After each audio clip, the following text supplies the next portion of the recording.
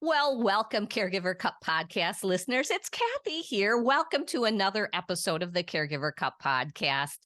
Today, we're going to talk a little bit about the season that we're in, which is Halloween, but we're going to really focus in on caregiver fears. So, do you love this time of the year? Because you either love it or you don't like it. It's so festive as far as costumes and decorations and watching movies and all of that. As a kid, I remember going to City Hall and we would have our annual Halloween party. And one year I won second place because I dressed up as a witch. My mom had this blonde wig, which was perfect. And just putting on a hat and fixing your nose up and wearing a black gown, somehow I won second place. And I was so proud. But to be honest with you, I hated the costume. I hated it because the party involved a lot of activities. At that time, we bobbed for apples. So think about this wig and hat falling down when you're trying to bob for apples, and then having this thing on your nose. We carved pumpkins, and I had this long gown on. We danced, and we had musical chairs, and we had a haunted house. And so I came home all distraught because I hated my costume, but I won. And so it must have been memorable because I remember it. With my boys, though, we did the traditional trick or treating, and we also did at that time corn mazes and haunted houses, age appropriate. My boys loved to dress up, and my sister was a great seamstress, and she made dinosaur costumes. And my favorite one was Ninja Turtle costumes, and one was Michelangelo, and I can't remember who the other one was. And they they were great. However, they were scared of things, and so was I as a kid, because haunted houses brought out your true colors. Me as a child, my kids during their childhood, even me when I was an adult dating my husband. It brings out your true colors, and I hated the spider webs. The spider webs, I know they were fake, but you walk through them and you were like, "Ugh." I hated that feeling of like having spider webs on your face.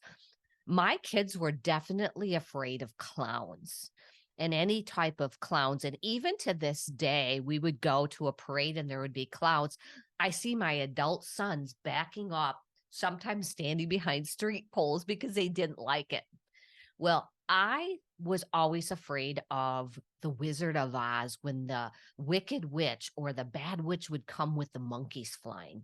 That was my fear. What are you most afraid of from a fun perspective or a personal perspective? Because as a kid, we had a basement that was remodeled into this rec room, and we lived in a ranch home, so we had a full family room down there. The center of the basement, we had a table for crafting or playing cards, and then my dad also had a full bar with bar stools and all of that. And we had a refrigerator down there, which helped my mom, so we could always store extra things in the refrigerator downstairs. So my mom would send me down into this dark basement if nobody was down there, and saying, "Can you bring up this out of the refrigerator?" And I would go down, turn on all of the lights because I was so afraid of the dark, get what I needed, and then race up the steps almost like I was in this foot race, and turn the lights off because I was afraid that there was a dark monster or the flying monkeys were down there. And I must have gotten this from my dad, because when my dad went to when Halloween, the very first Halloween movie came out, it was in the movie theaters. And we went as a family to the movie theater to watch Halloween. And I was in my teens. I was in high school and stuff. So we went and watched Halloween. Well, we came out of the movie theater, and my dad's glasses, this piece was broke off of his glasses. And then he all of the rest of it was all bent and stuff, because my dad would do this in the movie theater and hold his face so hard that he pushed his glasses and broke them. And this was our inside joke as far as don't take dad to a movie because he will break his glasses because he gets into it so much. It got me thinking today about fear and what's the difference between scared and afraid and overall fear. And so I looked it up and really had to look it up to kind of figure out what it was because scared, afraid, and fear are all related to the emotions of fear, but they are all used in different contexts and convey different levels of intensity. And here's my breakdown, and I'll put it on the screen here once as well. Scared. This term generally describes a sudden or immediate feeling of fear. It often implies a temporary state of being afraid or often triggered by a situation or event. For me, it was the dark. But another example would be if you see a snake suddenly slithering, say that 10 times, across your path, you might feel scared at the moment, and that would make kind of alert you and you're triggered. Afraid, this term is definitely or typically referred to as a more prolonged or persistent state of fear. It can describe a feeling of unease, worry, or concern about a potential danger, or whether real or imagined, it is not necessarily linked to an immediate threat. For example, you might be afraid of the dark or afraid of heights, indicating a more long lasting or reoccurring fear. For me, I'm still definitely afraid of heights.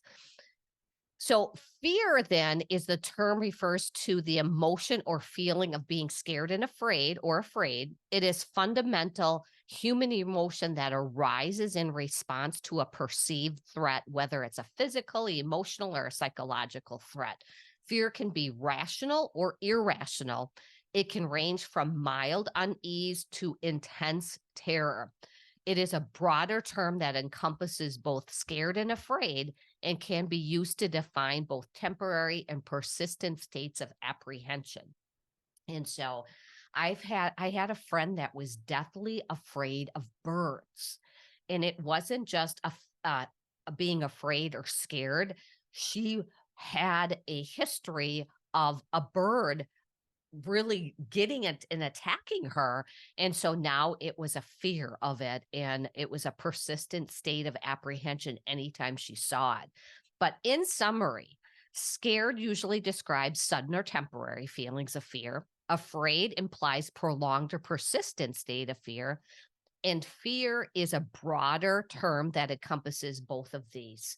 And really, it talks about it. So, as caregivers, we may experience both temporary, prolonged, and persistent fear. What fear, think about what fears have you experienced? What scares you as a caregiver? This past week, my husband's quieted fear, or the thing that I put in the closet because he's been in remission for so long, it came out again. My husband's name is Dennis. His bone scan came back, or a CT scan and blood work came back with alerts. We call them hot spots.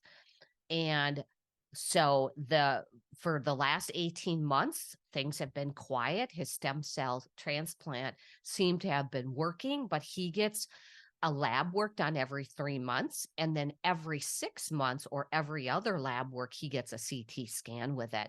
And there was significant alertness in his neck area, right between his windpipe and his neck cervical area, in his pelvic area, and then his ancillary or his armpit area.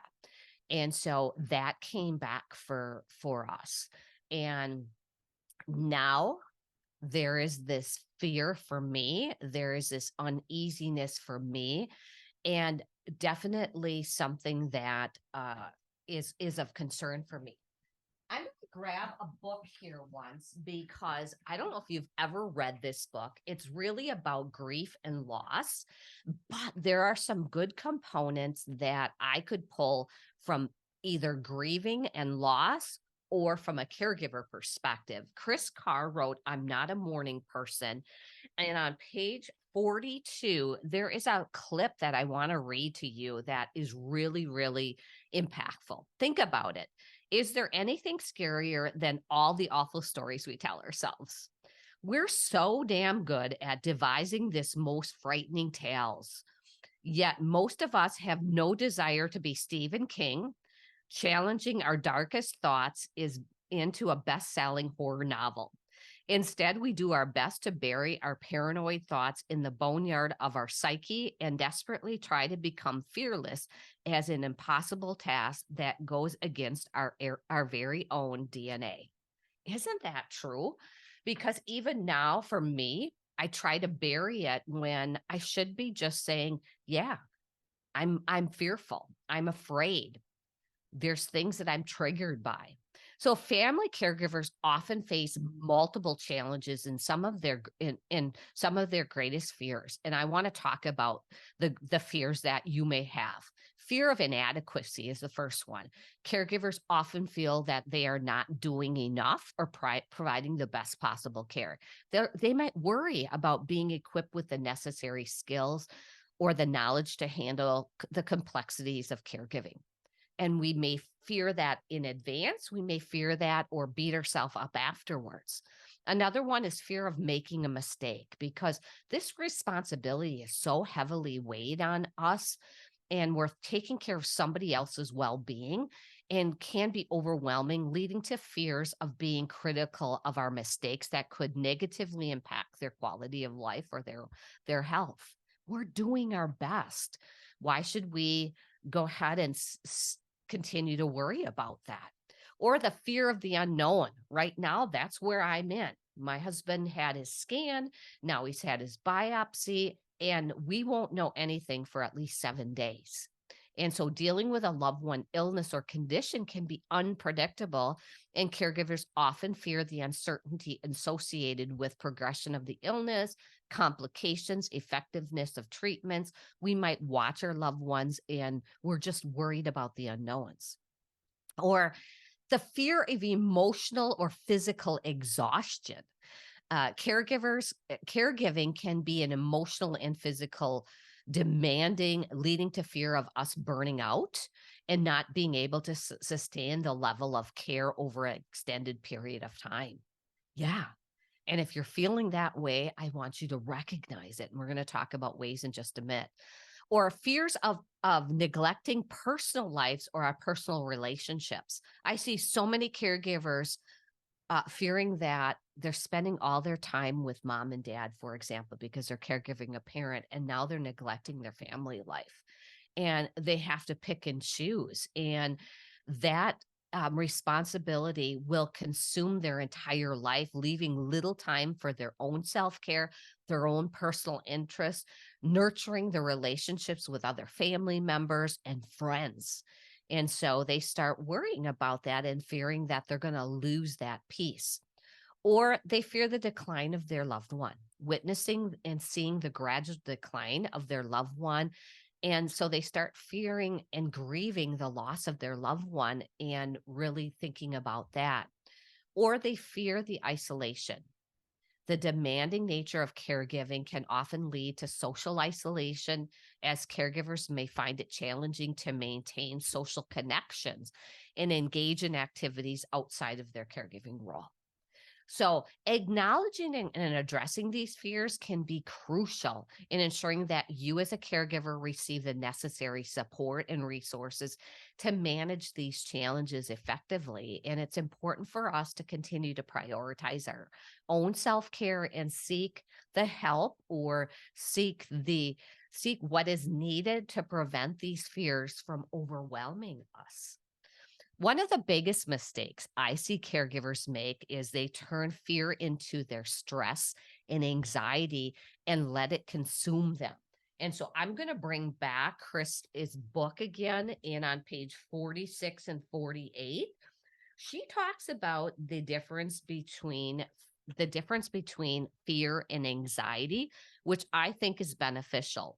People often confuse these two, fear and anxiety, because they can feel the same way in our bodies. Think about it. When you have this, your heart is pounding, your sweaty palms, your thoughts are racing, you might feel stomach aches, whatever it would be. But fear is automatic. It's designed to protect us and from tangible or immediate threats.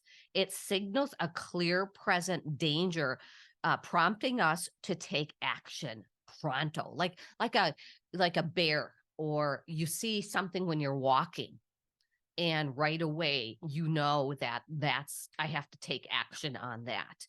Um, Anxiety is more of a nervous unease and worry over things that may or may not happen in the future. I feel this right now. I feel anxious. It's the anticipation of the threat rather than the threat itself. It's the feeling of dread that overcome you when we think about a potential hazard, especially when we turn it over again and again in my mind. So I create all of these Stephen King movie theories, like, what if he has to have chemotherapy? What if I have to go through another transplant? What if he's not able to work again? In Chris Carr's book, which I think is really important, if I speak to my brother like I know I must, he's going to decimate me. If I don't get on the flight out before the hurricane hits, I'm going to get stuck in the Weather Channel HE double hockey sticks. If I quit my fancy job that's unsatisfying, I'll never find anything else and wind up broke and hungry. That's because anxiety gets triggered by uncertainty, the very nature of life. It's fear's job to identify threat and quickly take action. Anxiety's job is to run worst case scenarios and gauge what happens in order to come up with a plan and protect ourselves. Anxiety keeps us vigilant so we can pay attention, strategize, and stay on top of things. So I want to think about it. It can be a good thing. Remember, all of these emotions serve as a purpose. We can thank fear for helping us swerve out of the way of an oncoming car or jump when we see that slithering snake toward us. Fear makes us dial 911 when our house is on fire. And we can applaud anxiety for forcing us to finally get through persistent pain. And anxiety alerts us to choose another street to walk on late at night when we kind of feel nervous about the situation. Anxiety can be beneficial beyond saving us from doom and gloom scenarios. But anxiety also can be sneaky. It manifests in very unhealthy ways. And you can think about that. For example, here are two common forms that many of us can recognize. We hustle hard to get our stuff done. We feel like we're in control, or we get frozen and overwhelmed, so we do nothing. Both fear and anxiety naturally spring into high alert when our world plunges into free fall. And I want to just quote this piece here because there are more than 40 million people today with full-blown anxiety disorders in the United States. And so you're not alone. And I know caregivers consume a lot of that piece. And so it involves worry and fear and anger and sadness. Living in the state of heightened alert, stress, and general emotional upheaval will feel as if our alarms won't be turned off. This damages our body by perpetuating a prolonged stress response that weakens our immune system, messes with our hormones, blows out our adrenals, and impacts our resistance. None of us want this, and yet here we are. And I thought that's so well written and so worth listening to today. So the biggest mistake to how to overcome or control our fears so it doesn't consume us is really something we want to think about. As I navigate my season, as you navigate your season, you have to come up with a strategy. And what I have done is I take a journal. My journal's back here. And you'll see that I have tabs in my journal, like I have the strategies in my journal. When I am feeling a certain way, I have created now a go-to plan in my journal so that I can go ahead and recognize it. And I know the steps that I've been experimenting that work. These are the hacks that I've experimented with that I keep adjusting and they seem to work for me. So hint, hint, it, when you go through these things, pay attention to what's working and start coming up with your plan of attack. Maybe you don't put it in a journal. Maybe you have it in your notes on your phone. Maybe you have it written on your bulletin board, whatever it would be. So I'm going to give you I think they're my 5 hacks that I go to when I start this fear, worry, and uncertainty, and it turns into anxiety. Number 1 is I go through the truths and lies. I ask myself, what do you know? What are the truths? And I do a truths and a lie list in my head, or sometimes I have to sit and write them down. And then I ask myself, where are your thoughts going that might not even be true, Kathy? Yeah. So I have to go ahead and weigh it out. And I have to physically just separate the truths and the lies. Because when you go ahead and really look at and educating and the information, you learn as much as you can about your loved one's condition. And so, what are the truths about his condition? Understand what to expect. I can understand what would be his potential outcomes. He could find out that he has his non-Hodgkin's lymphoma back, and that's treatable because a biopsy could read that. It could also say that his Hodgkin's lymphoma is there, which means a stem cell transplant didn't work. And so we have to go to a different plan. Or it could be a whole new cancer, or it could be nothing. So those are my options. And so instead of thinking beyond that and creating this death story to myself, I should understand what to expect which can help me alleviate some of the fear of the unknown and provide a sense of control, because I can't control the outcome. And so that's kind of what I do first.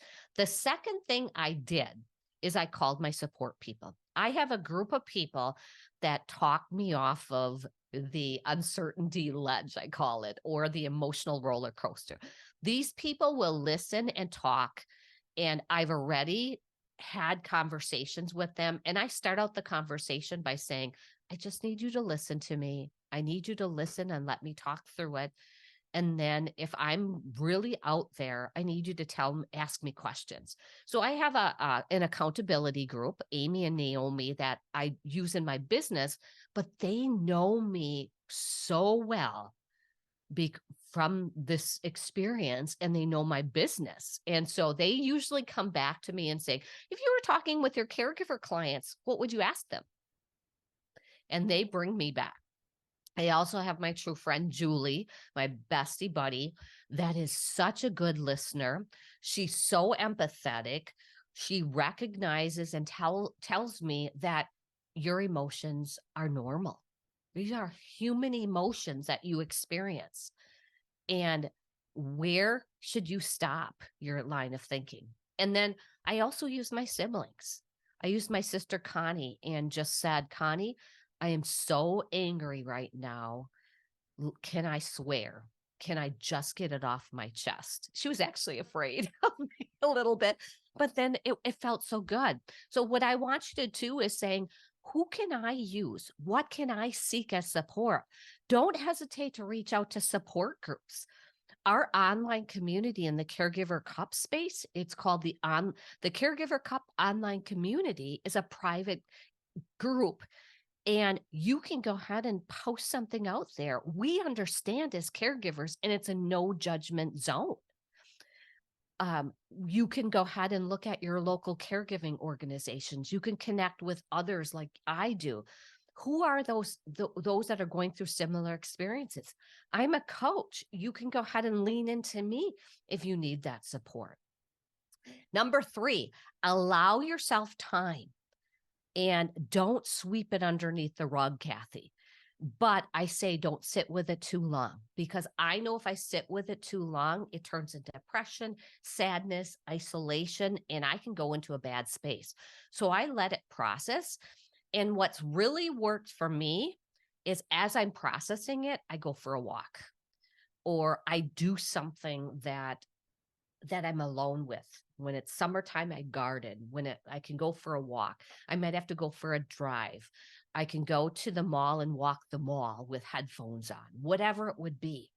I also incorporate mindfulness practices, because I find myself stopping everything. I don't do anything. I don't take care of myself. And so being able to meditate, yoga, stretch, deep chest breathing, I have to pay attention to my nerves and my body and my mind. I don't like doing anything, but then when I do something, I feel so much better. So my third hack is allowing myself to process, and then finding ways to process it by moving my body and incorporating mindfulness practices. And then my fourth one is my guilty anxiety pleasure. I don't know if that's the right word, but I put on my fourth one. Are you Googling or researching the worst? I am so guilty of doing this. I'll lay in bed at night and obsess about life expectancies, worst case scenarios. It's almost like you can't stop watching the news, because the bad news is so bad. You got to go ahead and just keep feeding that hunger for the bad news, but it's so bad for you. And so I go to this state of mind, is similar to my third hack, is I use relaxation techniques, mindfulness practices, or deep breathing, exercise, meditation, yoga, to help prevent my stress and anxiety. I put my phone away. I try to go ahead and find a nighttime routine that can promote a sense of calm and improve my overall emotional well-being. And my fifth hack that I'm really getting good at, and I know once you open those doors up, and it's so necessary, is talk to your loved one and have those conversations about each other's feelings. Once Dennis and I go to our corners and we process and we dissect our own feelings, I go to him and saying, are you ready to talk about this now? I know we both need to process this. We both need to sort through our feelings, because Dennis was extremely angry and moody this time. And I was sweeping it under the rug. It was just weird. It was strange. You would think that going through this now 6 times, I would be okay with him. And then plus all my mom and my dad stuff. So understanding this, it might be having those conversations to say, how do you process this? How are you doing with this? What are you feeling? What are the emotions? And then communicate openly, because I had to say to him, I hate this. I don't hate you. I hate cancer. I hate being a caregiver for you, knowing that you're sick again.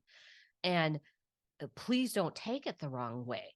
And we talk it out, and we understand each other, and we're able to talk it out. Having open and honest communication can help alleviate some of the fears, or you're making the wrong decisions, or we just assume that our loved one is feeling sad, and maybe they're not feeling sad. Maybe they're just angry. Maybe they have different wishes now, whatever it would be. It's kind of like, then you kind of mold together and understand each other. And when I would get snappy or whatever it would be, I'm like, don't take it personally. I'm not mad at you. I'm just frustrated because I'm thinking too deep into this right now instead of waiting for it. So by implementing these strategies, you can then better manage your fears, worries, anger, whatever it would be, and enhance your overall well-being. So start paying attention to how you respond, and start paying attention to what may work better for you, Maybe a walk doesn't work good for you. Maybe you do something different. Maybe you have to go out and work. Like my husband, he has to go ahead and work out in his workshop for a while. And so he can think and do something. Maybe you have to go ahead and just bawl your eyes out for a few minutes. And that's something that you want to put in your journal and have a tab and saying, these are the things that have worked, these, and just keep track of that. I want to go ahead and end with two things. One of the last things is this Japanese proverb, quote, fear is only as deep as the mind allows it. I feel like anxiety is too. So you want to go ahead and think about, how can I go ahead and manage the fear? It's probably going to come up again. How can I overcome this fear and anxiety together now? And then I'm going to go back to Chris's book again and read just something on page 58 that kind of concludes this overall piece. And if you want, I bought this on Amazon, or you can go out to kathyalvan.com/myfaves, and you can go ahead and see the book out there and just click on it. That's on my affiliate account from Amazon. So it's entirely up to you if you want to go ahead and get it there or just on your account. She has this section called emotional bravery. It's just ideal. It takes a lot of emotional bravery to walk this path, my friend. And though it may not feel like it now, this work will pay off in ways you can't imagine. With that in mind, try to become more aware of the moments when you feel scared and anxious. If you're like me, that might be once or twice an hour. Instead of allowing those feelings to fester and spread, give yourself the care you deserve. And when the going gets tough and ornery, just keep tapping into your emotional bravery, your willingness to look at what's going on with courage, curiosity, and compassion. Yes, that's what we can do. That's how we can control what we can control as a caregiver. We can't always control the outcome, but we can control our own emotional self and find ways to reduce that stress, avoid that burnout, and work through the uncertainties, fears, and all of the other emotions that occur. Well, thank you for listening to another episode of the Caregiver Cup podcast on YouTube here. If you liked what you've heard, please give me a comment there, subscribe to my channel, and until I do another video here, we'll see you next time. Bye for now.